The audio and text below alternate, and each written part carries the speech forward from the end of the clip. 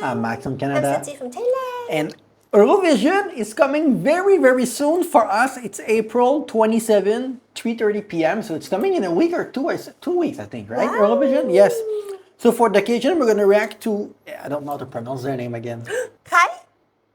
KAJ? KAJ? KAJ? Every time that I pronounce their name, I say Kai or Kaj. And people say that it's it's not that. Maybe it's my French Canadian accent that I cannot pronounce their name.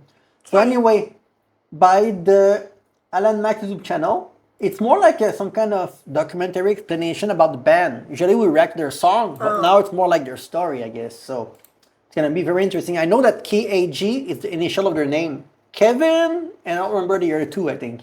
So yeah, let's go. Let's get started. I think one of them or two of them still live near their hometown, near Vasa. They still live there in Finland, yeah, near their hometown. I don't think they relocate, or maybe one did, I'm not Who sure. are KAJ? The Swedish-Finnish boy That's band it? that won Melody. KAJ. You said Kai? Oh, okay. Let's do it again.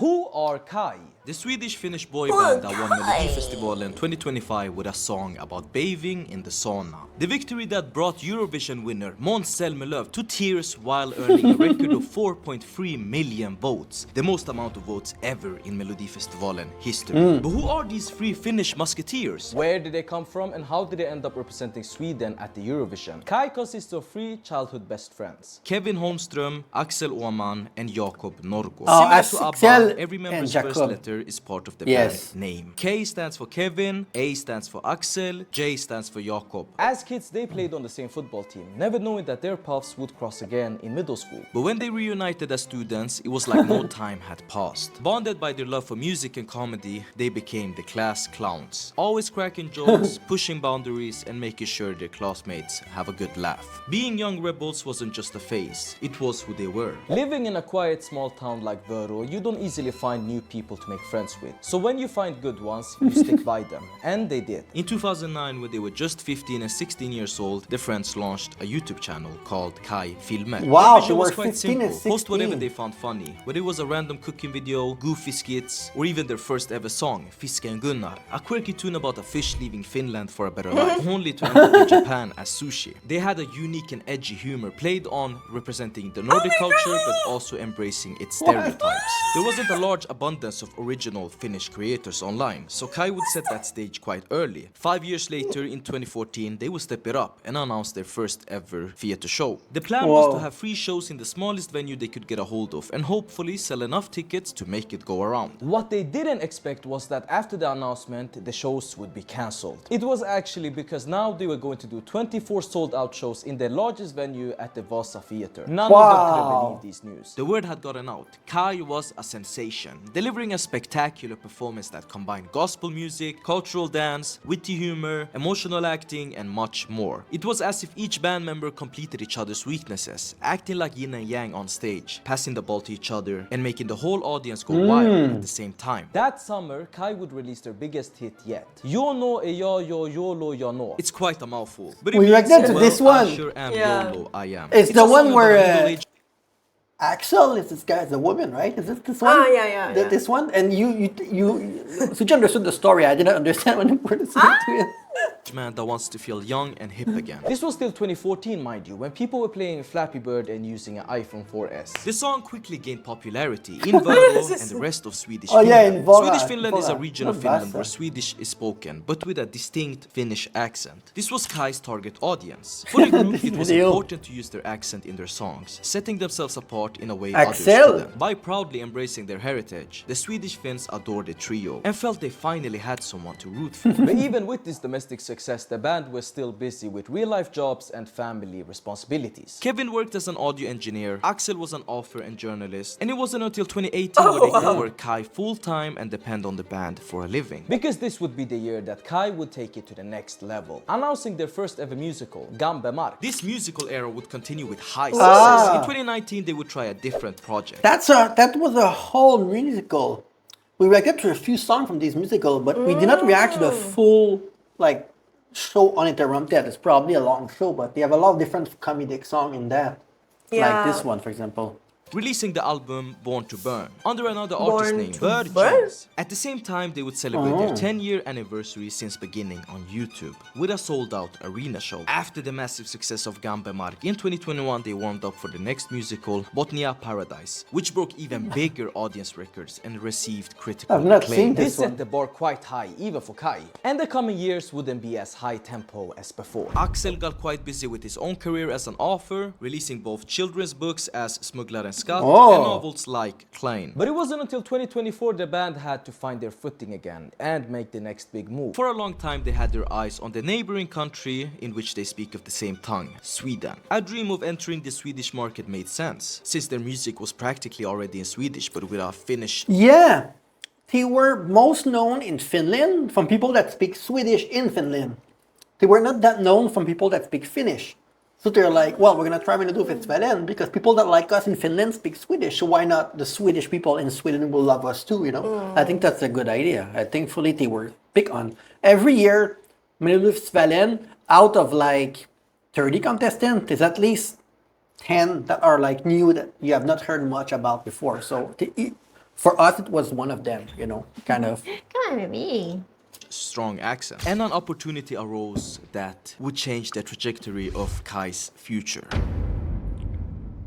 In May 2024, they would receive an email. Melodifestivalen's producer Karin Gunnarsson reached out and suggested that KAJ should submit an entry. Of course, they said yes. However, to participate in Melodifestivalen, at least one of the songwriters must be a Swedish citizen or registered in Sweden. The solution? They quickly settled on Anders Wrethov, a songwriter who, like KAJ, loves blending genres. Gunnarsson paired them up, and Wrethov then brought in Robert Skowronski and Kristoffer Strandberg for the project. KAJ had a clear reason for wanting to work with Wrethov. He was, after all, one of the creators behind Guld och gröna skogar, Hasse Andersson's big hit from Melodifestivalen 2015. It was a song that truly stuck in people's minds and showed how to combine folk music with a modern touch. Perfect. I don't remember Once the they song. decided to participate, the big question arose. What were they gonna sing about? They felt representation was important and wanted to highlight their Finnish roots, much like what is done in UMK, Finland's equivalent of Melodifestivalen. UMK is known for being extremely creative and daring to be odd, which is why we've seen entries like Lordi's Hard Rock Hallelujah and KAJ's Cha Cha Cha in Eurovision. They bring that flair of being a bit crazy. KAJ wanted to bring that energy to Sweden and Eurovision with a distinctly Finnish theme, the sauna.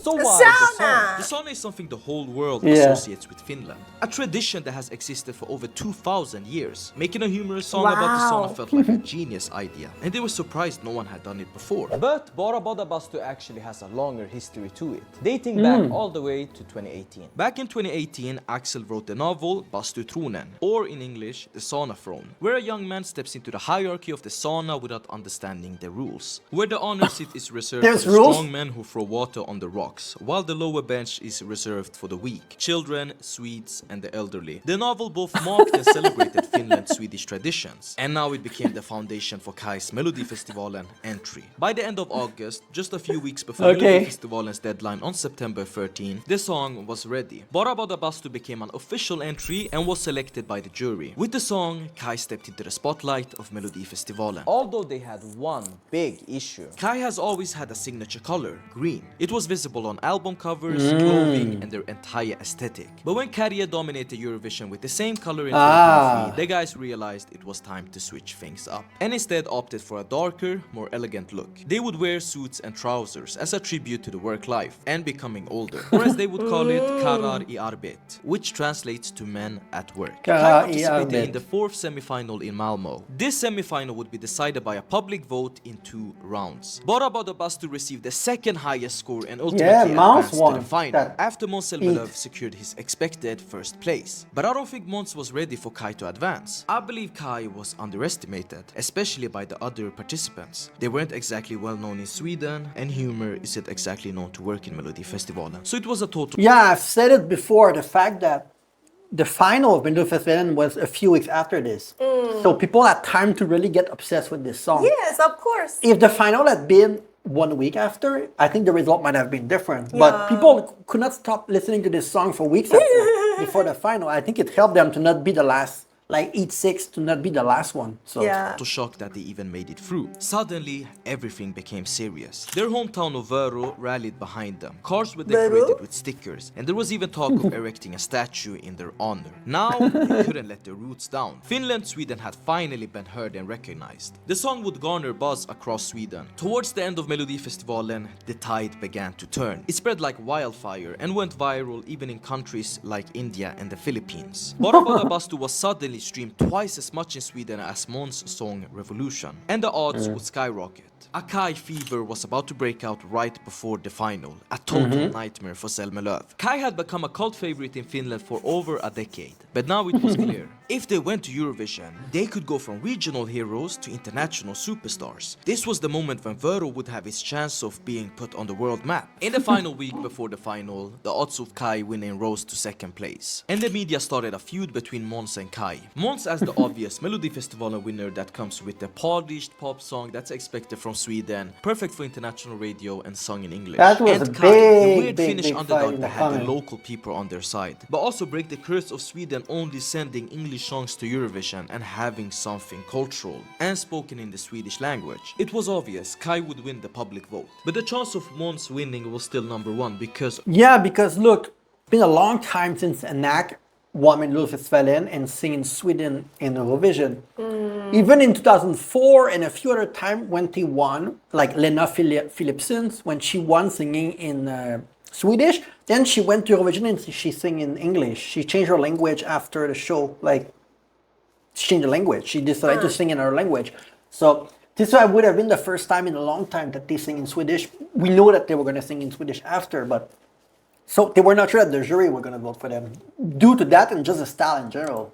of the jury votes. Everyone expected that the international jury would take Måns' side. The final took place in Strawberry Arena the 8th of March, and the ground was shaking with excitement. Strawberry Both Arena. at the arena but also online, where debate was hotter than ever. For the first time in what felt like decades, Melodifestivalen was totally unpredictable. Would Måns win with the support of the international jury backing him as expected, or would the people's champions KAJ break through with the people's vote? It was tense. Måns ended up with the most points from the jury as expected, with 76. But he wasn't as happy as you'd imagine. You see, KAJ received 74, only 2 points less than Måns. And with the clear odds of KAJ receiving a record-breaking voting count from the public, it didn't bode well for the revolution he had in mind. The celebration was enormous, stretching from watch parties where people gathered to watch the final, to bars and even across countries. God. Finland and Vero were filled with joy over the result, doing what they typically do every time they succeed or win something. Everyone heads to town to celebrate, but not everyone celebrated with tears of joy. Criticism against the win was massive, with Måns Zelmerlöw and John Lundvik leading the charge in this storm of emotions and harsh words in front of the press. A major debate erupted over whether KAJ were truly talented and real singers.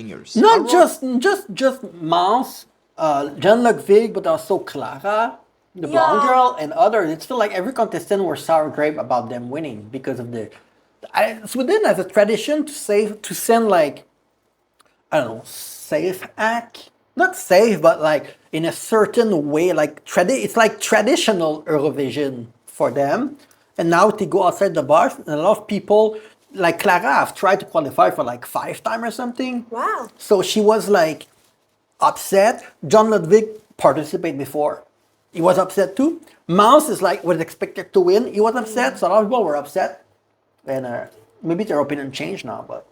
Rather embarrassing argument to make, given their long history of singing, doing legit opera, like you can see KAJ's talent at its peak. Yeah. They use proper vocal techniques to reach higher registers, singing in passaggio, it's not something everyone can do. Måns got a lot of flack. It's true. That's the thing, right? That we reacted to KAJ, I don't know how to pronounce the name a lot. and KAJ? They sing in a lot of style. It's not like it's the only thing that they can do. Like Yeah, you know. like really fun style. And like their vocal is also good, Yeah. not just their act. Yeah, their vocal is amazing. The fact that it's a comedy, it's a bonus. But compared to a lot, like, sorry, I like KAJ, right? The guy that in green, right? I like KAJ entry from Finland, but KAJ are much better singer than him. If I'm being like honest about like what I'm hearing. for crying around the press and saying he's shocked that the jury gave them such high scores, implying that he felt the jury voted wrong. John Lundvik didn't say as nice things either. I mean, he was in a jittery mode laughing, but when asked by the press, he said that this is the new TikTok era and that's why humor is working and that he would never use humor in his music. And the Swedish audience wasn't so happy with these reactions because they were basically implying that KAJ were inferior because they were singing in Swedish, but also that it was humor. I mean, it wasn't come a on. seriously polished radio John song Lundvik that could performance get 200 boring, million streams on to be Spotify. honest. And both artists got ridiculed, both in the community but also on the press for reacting like this. But Sweden is now currently at the top of the odds to win internationally. The guys have promised to break the norm of Eurovision songs from Sweden being in English. This is like the first one since 1998. And it's crazy that it took 3 Finns to make Sweden feel a little pride in their own language. From a small town in Finland to the Eurovision stage, KAJ's story is one of humor, talent and perseverance. They've proven that staying true to your roots always works out. You can take the boy out of the village, but you can't take the village out of the boy. This is what KAJ say at the end of their song Kom till byn. KAJ is breaking Sweden's reputation of being a predictable and overrated competitor in the contest, and instead becoming innovative, fun and cultural again. One thing that ties their lyrics together from the musical to the debut album and Bara Bada Bastu is that their lyrics are silly. I'm thinking especially of the track Taco Hey, where KAJ tries to make a Tex-Mex song about tacos with a Latin-influenced beat. In the verses, the guys rap about how to make a great taco with avocados. This is their version of Netflix and chill, as they say in the song. It's genius how they can be humorous and over the top, yet serious in other songs. If there's a music genre out there, KAJ has made a banger in it. I wanna make more Eurovision content like this, and the only way I can afford to is by your free support by subscribing to the channel, supporting an independent music journalist here in Sweden. And like the video if you learned anything new about KAJ. Interesting question I have. The odds of who wins 2025 is toppled right now by KAJ. But where do you see KAJ coming in Eurovision? At which final spot will they land? Comment I down mean, below. they will be top 5. Which position? We don't know. I feel like a lot of the time, this person that came second end up being more popular than the winner in previous years. So I don't know. But what do you think the comment about TikTok? It's 10 with me. Do you think that it's like the TikTok era that made them win? Or you think that it's...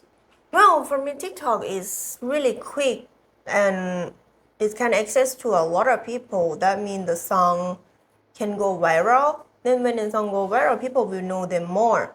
So it make them have more chance when, you know, when people know them and use that song, thing like that. But do you think that it's a bad thing? The critique that it's TikTok-y song that go to Eurovision? No. No. Because that's the critique, right? Is that, oh, it's young people, it's TikTok, it's it's not real music. That's the critique that they were saying, the other contestant. Why do you think only young people use TikTok?